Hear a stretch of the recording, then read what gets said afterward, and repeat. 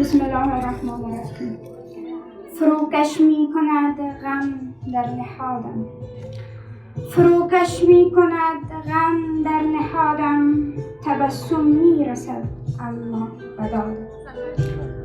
دریغ از من مدار امروز لبخند، دریغ از من مدار امروز لبخند. که فردا بی تبسم من بدادم، که فردا بی تبسم من بدادم.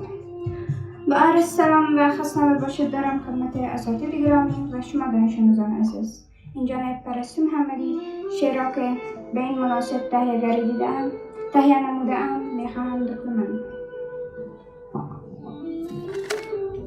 به یادت ای شهید هر دم دو چشم خون فشان دارم، به یادت ای شهید هر دم دو چشم خون فشان دارم.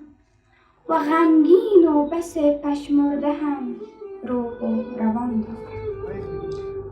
به یاد تو و یارانت همی زین شهر و زین وادی، به یاد تو و یارانت همی زین شهر و زین وادی.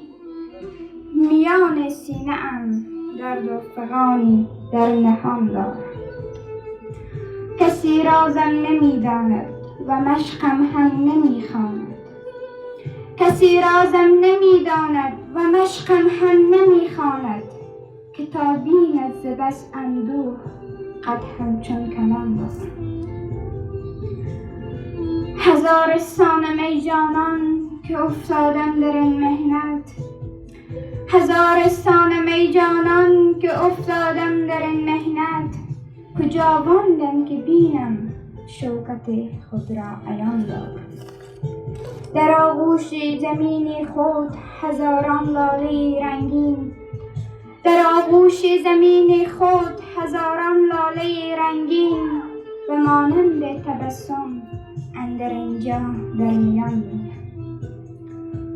دمی جانانه نیاسودم همی از خود بی خودم، دمی جانانه نیاسودم همی از خود بی خودم. ز جور هر دمی اینجا بس آه و فغان دارم. به دست هر کس و ناکس فتادم چون عصا اینجا، به دست هر کس و ناکس فتادم چون عصا اینجا.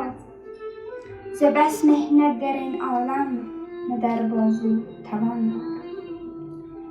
جگر خون و پریشانم و افسون گشته پژمانم، جگر خون و پریشانم و افسون گشته پژمانم.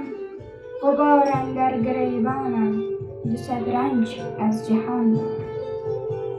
خراب این مغان گشتم به هر دم هر زمان گشتم، خراب این مغان گشتم به هر دم هر زمان گشتم. نوا تا آسمان گشتم و تن بی روح و جان دارم.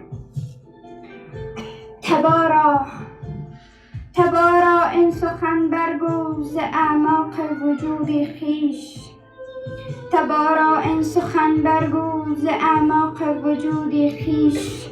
که تن اندر زمین دون و جان در آسمان دارم، که تن اندر زمین دون و جان در آسمان دارم. جهان سپاس.